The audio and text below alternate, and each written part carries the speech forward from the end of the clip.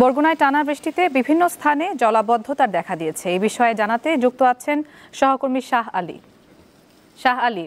জেলায় কোন কোন স্থানে জলাবদ্ধতা দেখা দিয়েছে এবং সেখানকার মানুষের দুর্ভোগের চিত্র সম্পর্কে আমাদের জানান।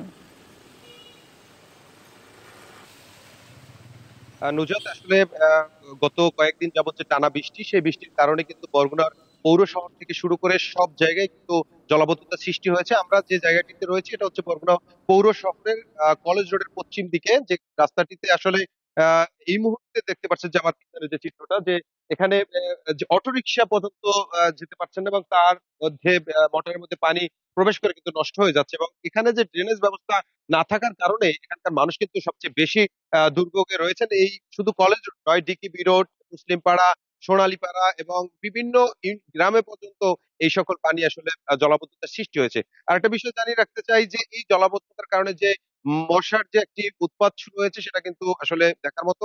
বরগুনায় কিন্তু দিন দিন ডেঙ্গুর সংখ্যাও বৃদ্ধি পাচ্ছে। সেখানে কিন্তু ৩৩ জনের মতো এখন পর্যন্ত মৃত্যু হয়েছে।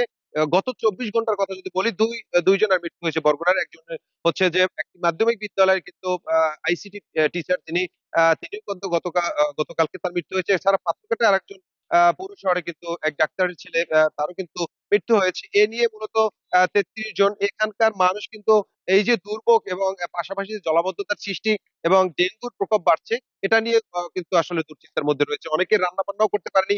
যারা বেড়িবাঁধের বাহিরে রয়েছেন সেখানেও কিন্তু পানি শুষিয়ে রয়েছেন এবং অনেকেই কিন্তু দুশ্চিন্তার মধ্যে রয়েছে যে বেড়িবাঁধ ভেঙে কিনা আবার পানি প্রবেশ করে, সেটা নিয়েও কিন্তু আসলে দুশ্চিন্তার মধ্যে রয়েছেন। এবং এখানে তাদের অভিযোগ রয়েছে যে পৌর শহরের যে যারা কর্মকর্তারা রয়েছেন তারা এই যে ড্রেনেজ ব্যবস্থাটা যদি তারা সুনজর দিত, তাহলে হয়তো এখানকার মানুষ আসলে যারা এই যে জলাবদ্ধতার মধ্যে রয়েছেন তারা একটু হলেও তারা শান্তিতে থাকতে পারতেন, সেটা কিন্তু আমাদেরকে জানিয়েছেন। এবং এই ড্রেনেজ ব্যবস্থার দীর্ঘদিনের একটি সমস্যা।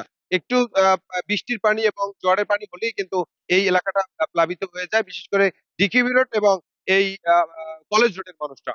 তো এই ছিল আমার কাছে সর্বশেষ তথ্য জলাবদ্ধতার। বরগুনা থেকে যুক্ত ছিলেন সহকর্মী শাহ আলী।